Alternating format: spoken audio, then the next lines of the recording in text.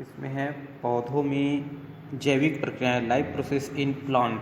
तो life process in plant में क्या है कि काफ़ी समय से लोग ये समझते रहे कि कई जैविक जो क्रियाएं हैं जो जंतु में होती है, पौधे में नहीं होती। लोगों में यह धारणा कि सिर्फ मिट्टी से पौधों को जीवित रहने और बढ़ने के लिए सभी पदार्थ उपलब्ध होते हैं। तो ये धारणा बनी हुई थी। बाद में फिर पता चला पोषण व शोषण के बारे में, पौधों में न्यूट्रिशन एंड रिस्पायरेशन के बारे में। तो 17वीं जो शताब्दी में फॉन हेलमंटन नामक एक वैज्ञानिक पौधों के पोषण और उसमें मिट्टी और पानी की भूमिका का अध्ययन कर रहे थे। लगभग 2 किलो के विलो के पौधे से उन्होंने अपना प्रयोग शुरू किया। उन्होंने विलो के पौधों को एक गमले में लगा दिया।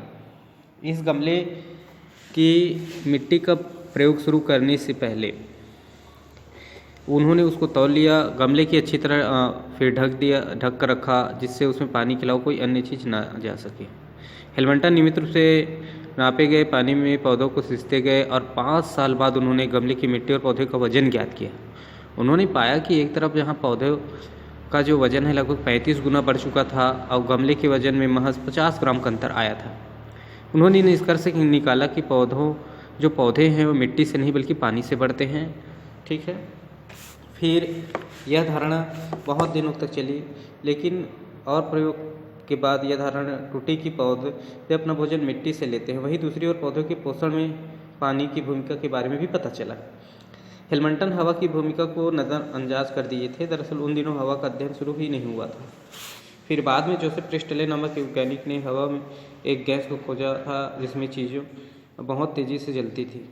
हवा के अवयव तथा उन पर पौधों और जंतुओं की भूमिका के संदर्भ में प्रिस्टले अपना प्रयोग कर रहे थे। ठीक है, उनके प्रयोग का जो है उन्होंने अपना जो प्रयोग किया उसमें बताया, जैसे प्रकाश संश्लेषण जो क्रियाएं होती है उसके बारे में भी बताया।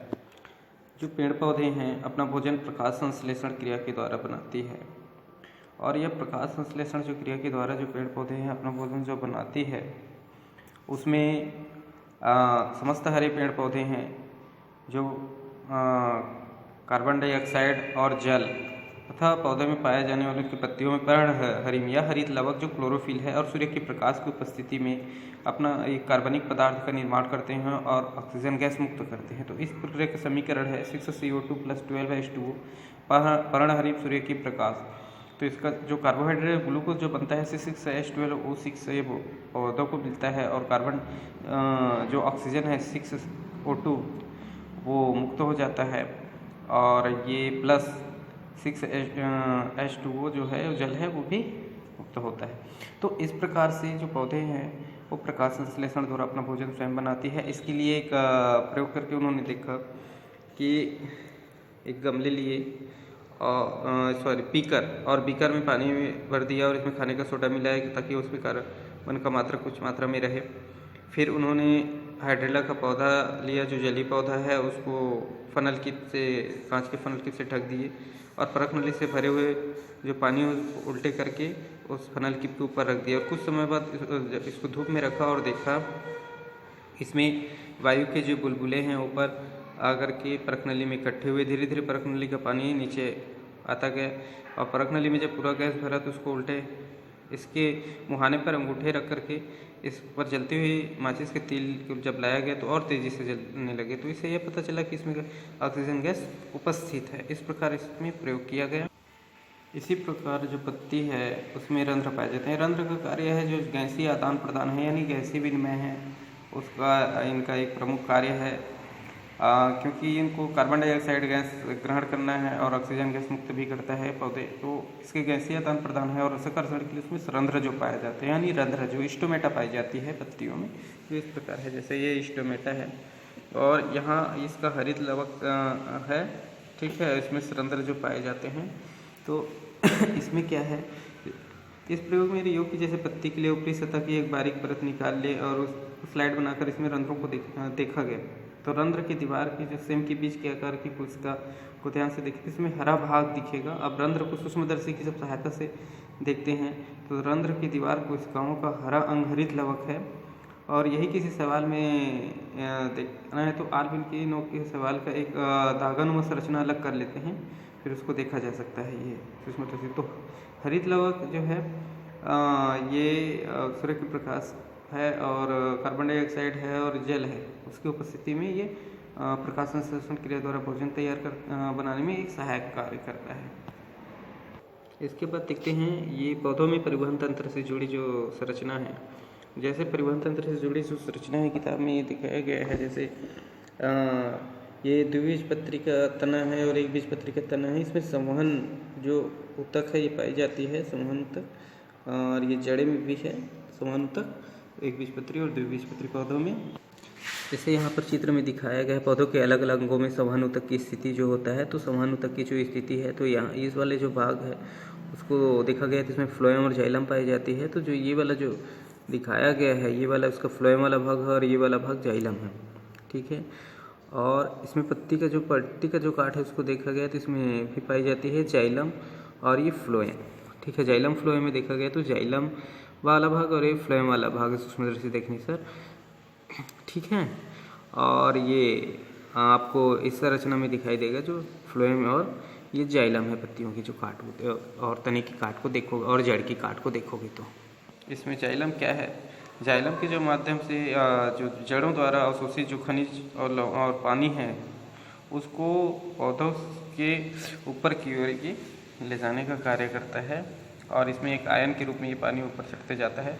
और इसमें जो खनिज लवण है उसको विभिन्न भागों में, जड़ में भी, पत्तियों में, फूल में भी, फल में भी, जो विभिन्न जो इसका जो कार्बनिक पदार्थ है उसको ये फ्लोएम के माध्यम से विभिन्न अंगों तक ये पहुंचता है, ठीक है। पौधों में अपशिष्ट जो प्रबंधन के बारे में भी बताया गया है ना, extractive product and there management. तो पौधों में ज़्यादातर पदार्थों का उपयोग किसी न किसी तरीके से होता जाता है। कुछ पदार्थ जो है ऑक्सीजन और जो कार्बन डाइऑक्साइड तथा पानी की सतह से रंध्रों या अंतरकोशिकीय अवकाश से विसरण द्वारा निकल जाते हैं। तो दिन के समय प्रकाश संश्लेषण की जो प्रक्रिया द्वारा बनी अतिरिक्त ऑक्सीजन जो है जो श्वसन उपयोगी नहीं होते, रंध्रों के द्वारा निकल जाती है, जबकि श्वसन में बनी कार्बन डाइऑक्साइड का उपयोग प्रकाश संश्लेषण प्रक्रिया में किया जाता है। परंतु रात में जैसे जैसे प्रकाश संश्लेषण की दर है वो कम होती जाती है तथा अतिरिक्त कार्बन डाइऑक्साइड रंध्रों के द्वारा बाहर निकलती है, जो वाष्पोत्सर्जन के द्वारा पौधों के विभिन्न भागों जैसे पत्तियों, तना या फल में अतिरिक्त पानी तथा कुछ अन्य पदार्थ निकलते हैं। इनके अलावा पौधों में अधिकांश कार्बनिक पदार्थ जिनका निष्कासन जरूरी है मृत ऊतकों संचित हो जाता है। समय समय पर गिरने वाले पत्तों, फूलों तथा छाल के द्वारा इनका निष्कासन हो जाता है। बहुत से खनिज लवण भी पौधों के मृत ऊतकों से जमा हो जाते हैं और ये अक्सर कोशिका रिक्तिका में संचित रहते हैं, जो समय समय पर पौधों के शरीर से बाहर कर दिए जाते हैं। कुछ पदार्थ जल द्वारा मिट्टी से निकल जाते हैं। जलीय पौधों में ऐसे पदार्थ सीधे पानी में निकल जाते हैं, ठीक है। तो इस प्रकार इसका निष्कासन होता है। और पौधों में कुछ पदार्थ जैसे लैक्टेट, गोंद, रेनिन, टेनिन और एल्केलॉइड जिनको सामान्य तौर पर अपशिष्ट पदार्थ कहा जाता है, परंतु अधिकांश पौधों में ये पदार्थ उनकी प्रतिरक्षा में सहायक होते हैं। इन पदार्थों को हम अपने लिए भी उपयोग में लाते हैं, जिस उदाहरण रबर के पौधे में से लेटेक्स से हम रबर बनाते हैं। तटीय क्षेत्र में उगने वाले पौधे विशेष प्रकार पौधे के समूह जिसमें मैंग्रोव कहा जाता है, उनकी पत्तियों के आधार पर नमक ग्रंथियाँ होती है। जड़ द्वारा शोषित नमक इन ग्रंथियों की तरफ जो है पत्ती की सतह से निकल जाता है, ठीक है। तो इस प्रकार ये उपयोगी भी होता है जो अपशिष्ट है। ये एक कोशिकीय भी जो जीवों में जैविक जो प्रक्रिया है, जैसे अमीबा है, ये केंद्रक है और ये खाद्य कण है। तो अमीबा एक कोशिकीय जीव है, इसमें भोजन को पकड़ने के लिए और उसको निगलने के लिए कोई विशेष अंग नहीं पाया जाता। तो ये जैसे चलते चलते जाता है और ये अपने बाह्य आवरण है जिसको पादाप कहा जाता है, पादाप के माध्यम से भोजन को ये अपना ग्रहण करता है और इसके अंगों में आकर के जो खाद्यान्न रसधानी ये पाई जाती है, वहीं पर इसका पाचन और श्वसन और स्वांगीकरण होता है। फिर ये चलते चलते इसी के द्वारा ये बहिर्गमित या बहिर्क्षेपण कर दिया जाता है, ठीक है। तो ये पदार्थ है, भोजन को पकड़ कर अंतर्ग्रहित किया, खाद्य रिक्तिका खाद्य कण जो चला गया और वो अंतर ग्रहण करने के बाद उसको बहिर्क्षेपित कर देता है। इस प्रकार हमारा यह अध्याय जो जैविक प्रक्रियाएं के पहला पार्ट है पोषण, परिवहन और शोषण, ये कंप्लीट होता है। और नेक्स्ट क्लास में हम लोग देखेंगे दैनिक जीवन में जो रसायन है उसका अध्ययन करेंगे, ठीक है। आज के लिए इतना ही, थैंक यू।